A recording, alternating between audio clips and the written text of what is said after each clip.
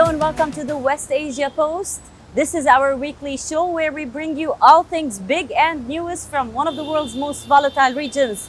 I am your host, Radi Francis, coming to you from the heart of Beirut in Lebanon. This week's edition is full of stories. We will talk about the significant changes in diplomacy. Winds of change in West Asia have forced the United States to reconsider its ways, with both friends and foes. We will talk all about this. We have a comprehensive coverage lined up for you. But first, let's take a quick look at the headlines. The BRICS bloc of developing nations invite Saudi Arabia, Iran and the UAE to join the grouping, paving the way for a reshuffle in the decades-old world order.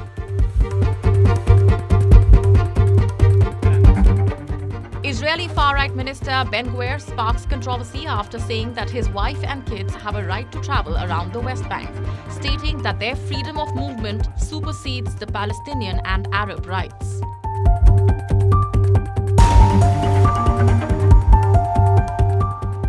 Turkiye shuts its shipping strait for 2 straight days after wildfire rages near the tourist town of Kanakkale.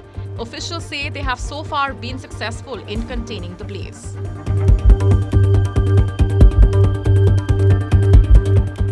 Dubai airport traffic jumps by 50% in the first half of 2023. The airport saw over 41 million passengers till June, surpassing the pre-pandemic levels. The United States has allowed South Korea to unfreeze $6 billion in Iranian funds. Washington says its prisoner swap deal is going as planned with Tehran. Now, no vicious statements were released in the papers recently. Are Iran and the United States trying something new? Is this the emergence of a new dynamic? We bring you all the possibilities in this report. Closed-door negotiations and top-secret deals seem to be dictating America and Iran's tumultuous ties.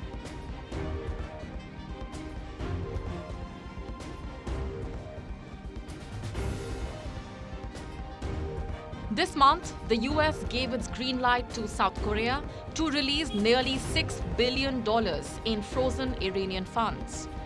This is part of a bigger US-Iran prisoner exchange brokered by the State Department. When US President Joe Biden came to power, he pledged to return the US to an era of diplomacy with Iran. He vowed to do away with his predecessor Donald Trump's maximum pressure campaign. The nuclear talks began again with a new push, but ended with the same fate.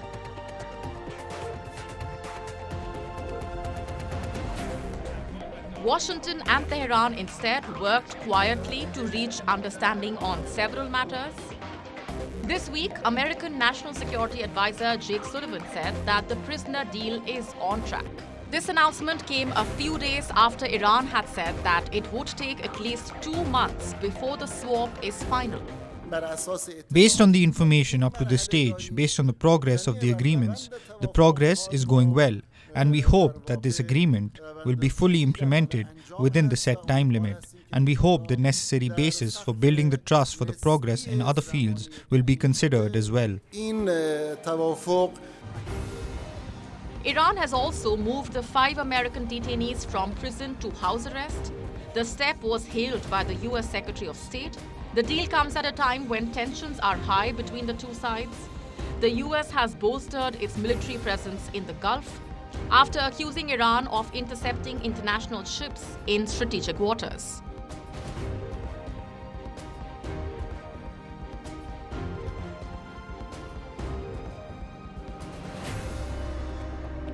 Regional watchers have welcomed the step, but maintain that this will not have much impact on US-Iran ties. Regardless, they maintain that the release of $6 billion in funds will be significant to Tehran, given its struggles under the weight of American sanctions. The money in the next 2 months will be deposited in the Qatar Central Bank. There is a condition that Iran can only use it for humanitarian actions, and the spending will be regulated by the Qatari bank.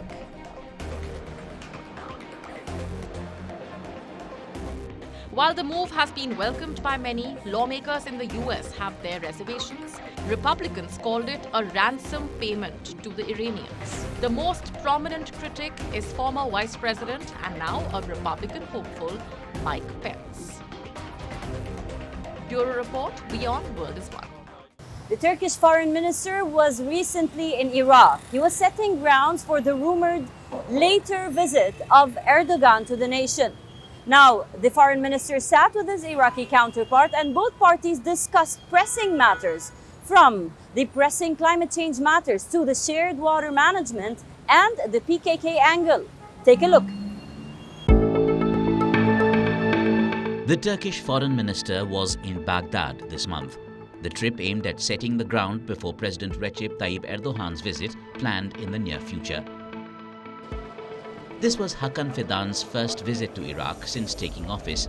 There he held talks with his counterpart Fuad Hussein and the Prime Minister Shia al-Sudani. On the table were a spectrum of concerns. The main headlines included water management, economy, energy and security. Security here refers to the PKK threat. The issue of water and dams on the Tigris and Euphrates rivers was among the priorities. Both rivers have their sources in Turkiye before entering Iraq. It has remained a particularly sensitive topic for the two countries. Iraq has seen an alarming fall in levels of the two rivers and has blamed it on its neighbor, Turkiye.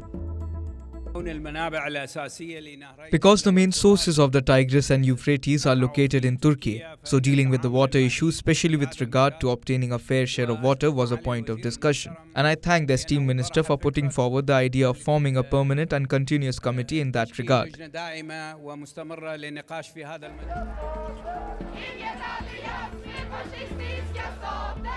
The other big issue was the PKK, or the Kurdistan Workers' Party. For the last 75 years, the Kurdish group has waged an insurgency in Turkey. It has claimed tens of thousands of lives in these decades. To counter the PKK, which Turkey recognizes as a terror group, Ankara maintains dozens of military bases inside northern Iraq, the same place that often makes news for operations against the PKK.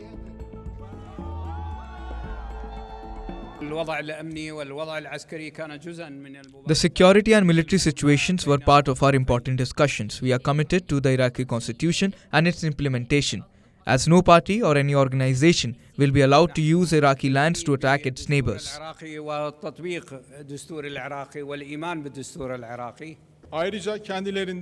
We also expect them to officially recognize the PKK as a terrorist organization. The two foreign ministers also discussed imminent resumption of oil exports from semi-autonomous parts in Iraq to Turkey. Hints have emerged about an upcoming visit by Turkish President Recep Tayyip Erdogan. A priority in discussions might be the resumption of oil exports from the Kurdistan region via the Ceyhan port in Turkey. Back in March, Turkey blocked the transit of Kurdish oil through its pipelines.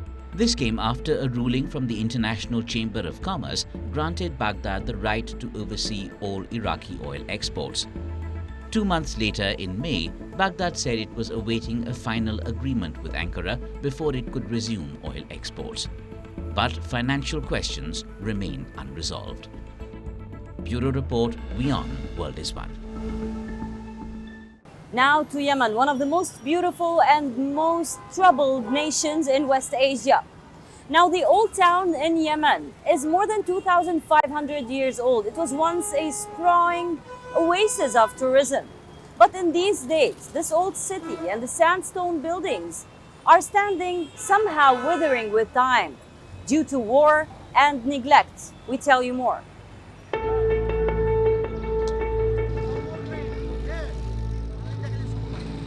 Red, dilapidated buildings and crumbling pillars. For someone born in Yemen, the fate of the historic old city seems like an unfortunate tale. The history of Sana'a is a little hard to track down. It seems to have always been inhabited. Some of the local traditions date back to pre-Islamic settlement that is around 2,500 years ago. Regardless of when it came to being, Sana's old city bears witness to magnificent chapters of history, be it pre-Islamic, Islamic, or Ottoman. The architecture in itself is a vast textbook showing the city's history. In 1986, UNESCO recognized the old city as a World Heritage Site, citing the outstanding value it holds. But in the next 30 years, it issued an appeal to save the old city. In 2015, it was inscribed in the list of World Heritage Sites in danger.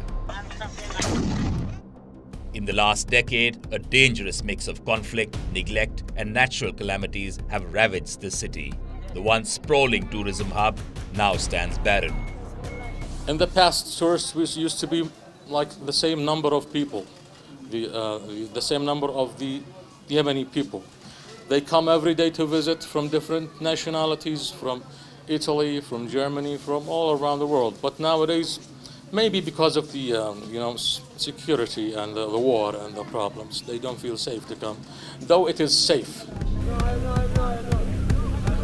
In 2015, the Houthis took control of the city, leading to a Saudi military intervention that turned these buildings to mere rubble. Since then, the area's iconic mosque and burnt brick towers have faced the wrath of air raids and expensive upkeep. Fighting has dropped off considerably in much of Yemen since the now expired truce took effect in April 2022. The absence of a lasting ceasefire, however, has left many of the country's institutions at a standstill. This includes the public preservation body tasked with saving historic sites, which, like all other government bodies, is starved of funds. The growing desperation was on grim display in April. More than 80 people were killed in a crush at a cash handout for the Muslim fasting month of Ramadan at an old city school. The handout amount was 5,000 riyals, which is roughly $8. Despite the challenges, the old city remains an enduring symbol of pride and unity for the Yemenis. The residents hold on to the hope that its past glories can be revived. I know we've been talking about this almost every week recently, but the struggle in West Asia is real. The heat wave is making people's life even worse. I'm talking about combined temperatures, high temperatures with high humidity measures. Now, this is called wet bulb measurements, and it is significantly dangerous. If it is sustained long enough, it can actually be a threat to the human health condition. Listen in. West Asia is reeling under the impact of climate change. Sweltering heat and high humidity levels are sweeping through the region, making life and livelihood hard to sustain. This is not just any other heat wave that residents should be worried about. It's a wet bulb phenomenon, and the impact can be potentially life-threatening. In daily reference, we usually talk about air temperature, but the wet bulb temperature is a measure of heat, which is dry temperature and humidity taken together. Simply put, it is a method of assessing heat stress conditions. So how is wet bulb temperature measured? Essentially, the measurement is taken by covering a thermometer with a cloth soaked in water. When water evaporates from the cloth, it lowers the temperature, thus mimicking how the human body cools down with sweat. Wet bulb temperature, you can imagine it like if you took a regular thermometer and then you wrapped a wet sock around it, and then you swung the wet sock around your head until the evaporation had cooled the thermometer to as cold as it's going to get through evaporation. So it's the minimum temperature that can be reached for a given set of temperature and humidity conditions. It is useful for people because you can imagine it as being the coldest temperature your skin might reach if it was evaporatively cooling. But this is where the problem gets serious. Beyond a level of mercury reading, the process of cooling down becomes redundant. And this is a cause for concern once the threshold of 35 degrees Celsius in wet bulb temperature is breached. The human body will begin to overheat, and then it is a matter of 6 hours before this temperature kills a person. We tend to lose about 80% of our heat through sweating. If you cut that off, if the wet bulb temperature is hotter than what would allow you to lose that heat, then it's like somebody has cut off your main way of cooling. It's like somebody wrapped a wool coat around you in the middle of the summer. So once you lose that, you have serious problems losing heat. Now, it's not like you suffer ill health consequences immediately. It takes several hours of continuous conditions like that to cause you serious health problems. For weeks now, the West Asian countries have been battling this fatal problem. But thousands brave this sweltering heat every day to earn their bread. We work on cars' air conditioning. We serve our many clients who are complaining from the heat. We provide air conditioners in the shop so we can tolerate the excessive heat, as our work is all under the sun outside the shop.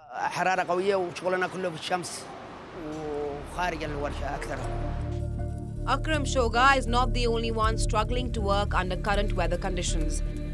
There are many like him who might not be responsible for climate change rearing its ugly head. But like him, everyone in the region is bearing the brunt of it. We report WION World is One. Our last story for this week is from the GCC and in particular from Kuwait. Kuwaiti divers are trying to put their bit in the effort to save the planet. They are on a mission to clean as much as they can from the sea. Now what they are finding is really significant. Some sunken vessel remains, some remnants from the Iraq-Kuwaiti war. Take a look.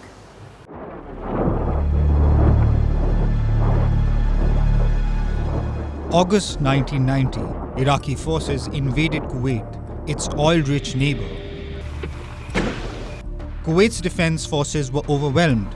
Iraq set up a puppet regime the same day United Nations Security Council denounced the invasion.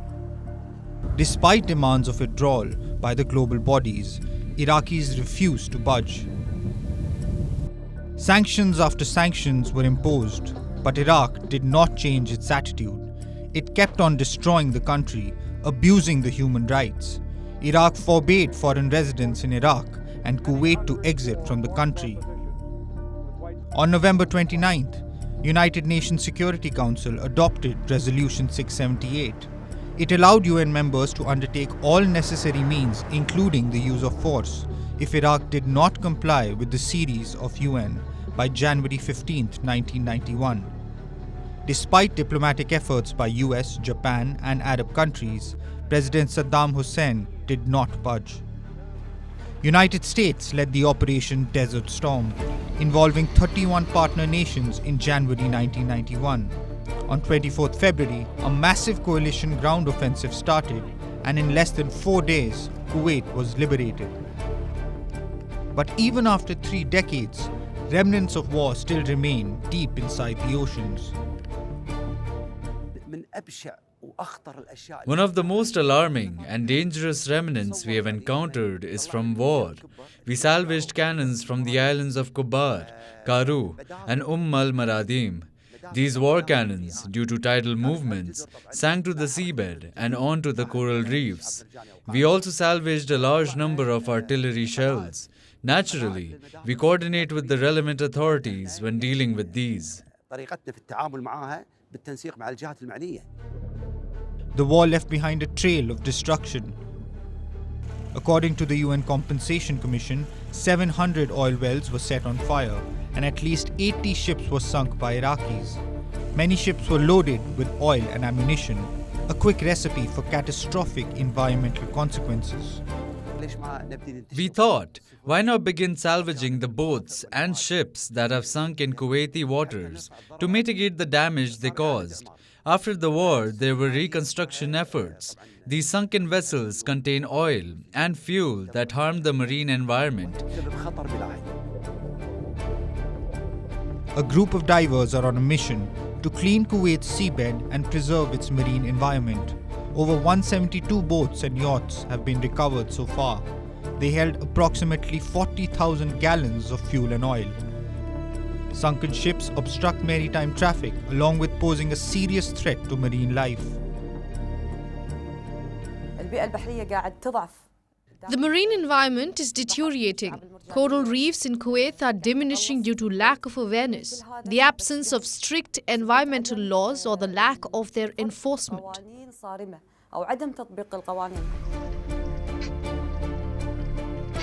Pollution remains a significant threat for the marine species.